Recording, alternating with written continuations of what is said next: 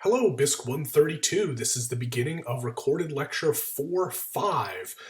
Continuing on and finishing up soon, the chapter on the musculoskeletal system. So in the previous lecture, I briefly introduced the actin filament and the myosin filament, but now we're going to see how they interact against one another to actually do muscle contraction.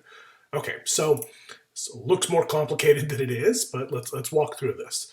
The process begins with a motor neuron, so that is a neuron that is hooked up to a muscle cell, releasing a neurotransmitter.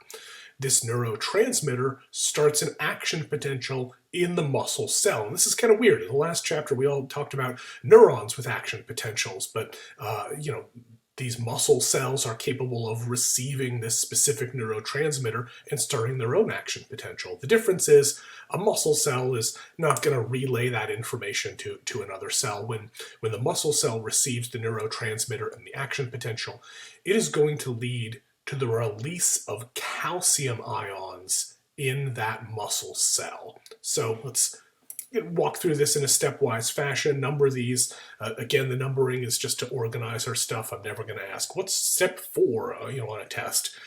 So what we've got so far, a motor neuron releases a neurotransmitter, creates an action potential in the muscle cell.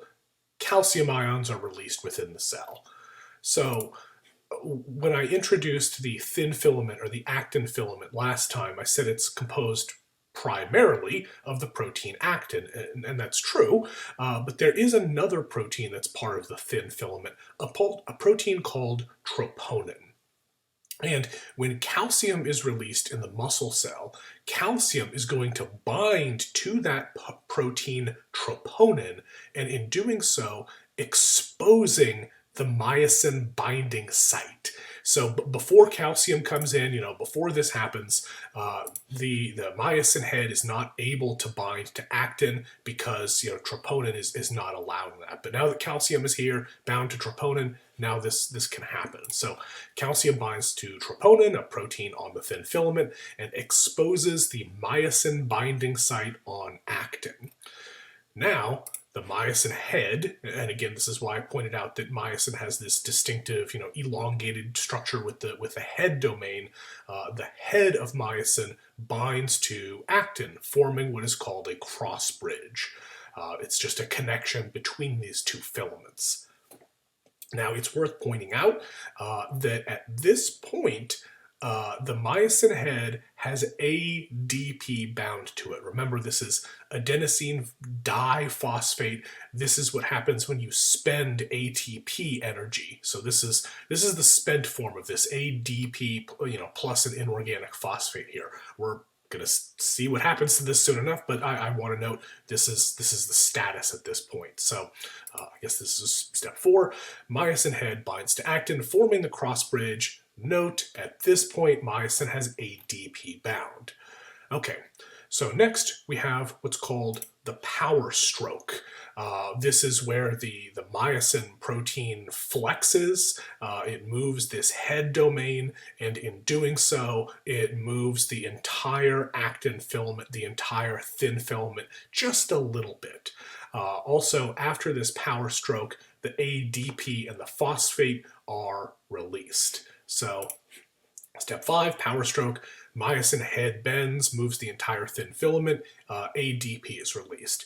Important to note, the thick filament does not move. The myosin protein itself, the head domain, this flexes a little bit, but the overall thick filament is not really going anywhere. It's the thin filament that's moving along.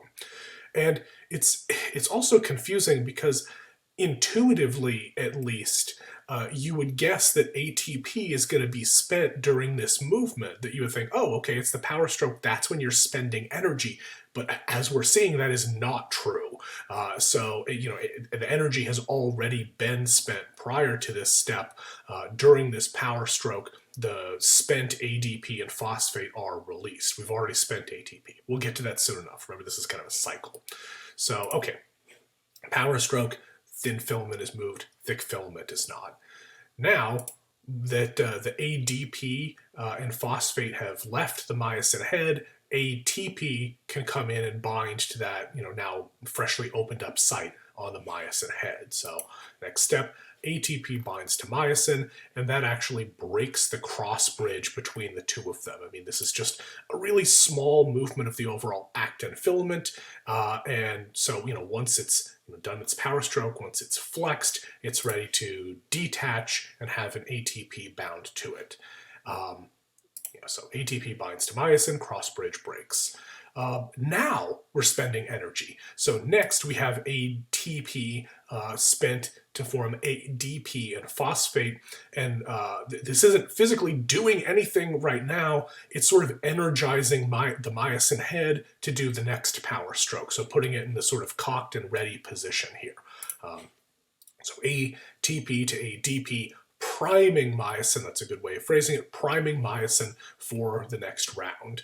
And the next step is, well, right back to the beginning again. Now that, myosin is primed and ready to go, it's got ADP, it's able to bind to the actin filament site, it's able to do its power stroke, then it's going to detach and have ATP bound to it again, and then ATP is going to spend itself to get it ready for the next one. So this is going to repeat over and over and over and over again, again moving the thin filament just a little bit each time, and eventually producing overall muscle contraction. So the thin filament here, the blue lines moving closer to one another. Here's relaxed muscle, here's contracted muscle, and remember these fibers, these protein filaments, there are many of these in an individual myofibril, and many myofibrils in an individual muscle cell. So the action, this stuff is happening over and over and over and over again. Lots of ATP being spent to produce overall muscle contraction. So contraction of many myofibrils results in the overall muscle contraction that we can see. One last thing that I want to point out, again, this is a test question that's frequently missed, that ATP is not spent during the power stroke. That's just so backwards, counterintuitive to the way we would imagine things. ATP is spent after the power stroke, after myosin has detached in order to get it ready for the next power stroke. So one way to maybe remember this or connect this to something else is rigor mortis. So the tendency of an animal after it's died, for its muscles to stiffen up. So here's the connection. When you are dead, you're running out of ATP. You need ATP to break the cross bridge, not to do the power stroke. You need ATP to come in after the power stroke to break the connection between these two filaments. If you're dead and you're not making ATP, these are going to stay connected to one another, and that's why the muscles stiffen after you expire. And eventually, everything is going to start to break down and degrade, and that's why rigor mortis doesn't last forever. But yeah, just a fun way to try to remember this, that ATP is not spent during the power stroke. It's brought in to disconnect the two and then spent to prime it for the next round. Okay, so that was it for muscle contraction. That takes us to the end of this chapter. Of course, we got plenty of time left in this recorded lecture, so let's get started on the next chapter, the respiratory system. So I actually have a fun segue between this chapter and the last one. So muscle contraction uses a lot of ATP. Using your muscles requires the expenditure of ATP. Where does ATP come from? Well, ATP comes from cellular respiration. Maybe you're getting flashbacks to BISC130 with this phrase. Cellular respiration is performed by all cells. It breaks down glucose into carbon dioxide. It generates ATP. And it requires oxygen gas to perform. So that brings us into the respiratory system, because how do we get this O2 gas? Well, we get it through the respiratory system. In order to do cellular respiration, you need to get O2, and you need to get rid of CO2. So this is why it's called gas exchange. It's not just about getting O2, it's about getting rid of this byproduct of cellular respiration, this breakdown product, I should say, getting rid of CO2. So there's our segue, background on cellular respiration. So how do we do gas exchange? Well, here is the human respiratory system. Oof, it's looks over-labeled, but I can simplify this easily enough. Air is coming in through the mouth or the nose, down through the trachea, down into the bronchi. So at this point, I want to switch over here. Yep, there's the trachea. These are bronchi. They branch out into bronchioles, and eventually they lead to alveoli. So the alveoli are located at the end of the bronchioles, not pictured here, so we have to zoom in once again. Here we go. These are alveolar sacs, the cluster of grapes, as it kind of looks like to me at least. This cluster is called an alveolar sac. Each one of these individual little grapes or bubbles is called an alveolus. So there are alveoli in an alveolar sac. It's a lot of terminology, but it is what it is. Okay. And here, these alveoli are surrounded by blood vessels, by capillaries. So the circulatory system, bringing that into play, even though we haven't gotten to that chapter yet. Gases are going to be exchanged from the bloodstream to and from the bloodstream and the air. Again, getting rid of CO2 into the air, inflating these sacs, and then acquiring O2 gas from the air in these sacs, bringing that into the bloodstream. So, okay, here's my summary of all that. Air travels from the mouth/nose to the trachea, down through the branched bronchi, down to the bronchioles, down to the alveolar sacs, which contain alveoli. And there's a reason for this. Again, I keep saying structure-function relationships. The structure fits the function. The reason why all of these branching points exist and all these, every single one of these terminate with a bunch of alveolar sacs, the reason why this exists is to increase surface area. This is a huge surface area for these capillaries to cover.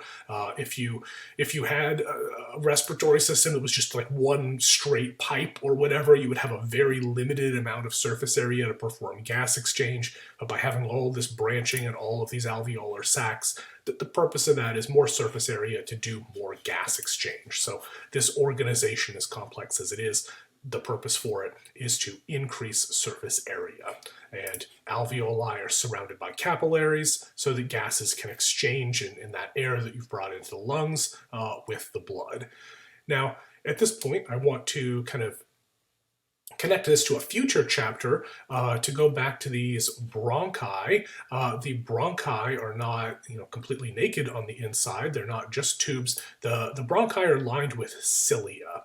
So when you bring air into your body, that's kind of a dangerous thing. I mean, you're trying to get oxygen gas from that air, but there's a lot of other stuff present in the air. There's pollen and there's dust, and there can be pathogens, viruses or bacteria or other things present in the air. So you need to protect your lungs because you're bringing all this foreign outside material into the body. So there are cilia lining the bronchi that secrete mucus that will trap or break down any sort of pathogens or invading foreign material that you don't want. So mucus and the cilia on the walls of the bronchi work together to trap foreign particles and send them to the throat. We'll come back to this a little bit when we talk about the immune system, but I felt it needed to be brought up at this point because, we're talking about bronchi. So that was the simple part of things, just the sort of anatomy going down through the trachea into the alveoli. The more complicated part is actually breathing. So the way that we move air into our lungs and then out of our lungs has to do with manipulation of air pressure.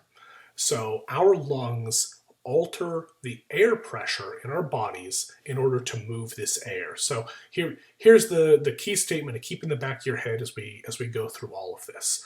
Fluids move from high pressure to low pressure. If you're not into physics, this might be confusing. Gas is a fluid.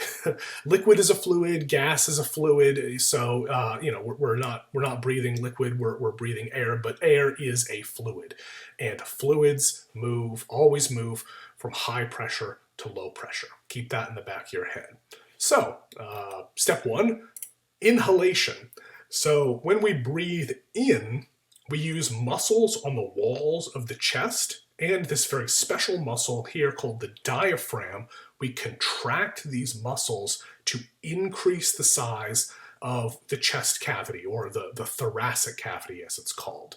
This is kind of backwards because, we're contracting these muscles, and, contraction, makes you think of getting smaller.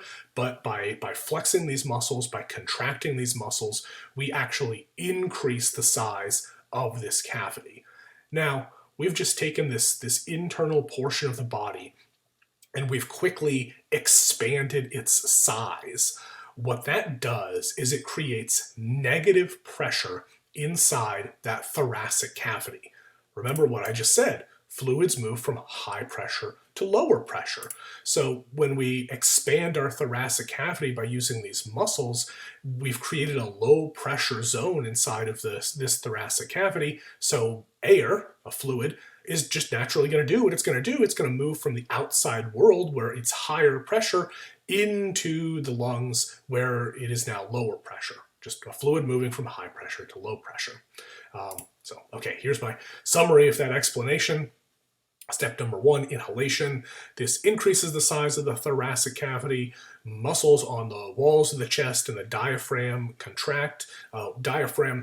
If you're taking the 133 lab, you may have done a rat dissection at this point and seen this up close and personal. But the diaphragm is a muscle that does two jobs. It's a large sheet of muscle. It separates the thoracic cavity from the abdominal cavity down here, but it's also a muscle involved in breathing, as we're seeing right now. It's defined in the key terms as a dome-shaped skeletal muscle located under the lungs that separates the thoracic cavity from the abdominal cavity. So there it is. This contraction decreases pressure in the thoracic cavity, and air enters the lungs because the pressure inside the thoracic cavity is lower than that in the outside world. Just to bring in an interesting anecdote at this point, if you've ever been mountain climbing, or not even mountain climbing, but just hiking or walking around, or anything at a high elevation, you may have experienced difficulty in breathing when you're really high up. It's sometimes said that the air is thin, or that there's less oxygen at high elevations. That's not really true. The reason why you're having a hard time breathing at a high elevation is because the air pressure around you is different. So our whole way of bringing air into the lungs relies on there being a difference in the outside air pressure and the inside air pressure. At sea level, you have a certain number of feet of air just sort of weighing down on you. You have a certain pressure in the air in the outside world. And so when you inhale, there's a difference between the outside of the body and the inside of the body. But at a very high elevation, there's not so much air weighing down on you. The air pressure around you is less. It's not as positive, it's not as big. And so when you inhale, the difference between the outside pressure and the inside pressure is not as great. So air is not going to come in as effectively as it would at sea level. And so you're going to experience difficulties breathing. So anyway, I'm not writing any of that down on slides. That's just an interesting anecdote and an interesting explanation that can help you understand the difference in pressure and how this affects things. So, okay, this was all just step one, breathing in. Step number two is gas exchange. So that's everything we just showed here. The gas is inside of the lungs. They're going to send O2 into the bloodstream, and the bloodstream is going to release CO2 into the air, and now we have to breathe out.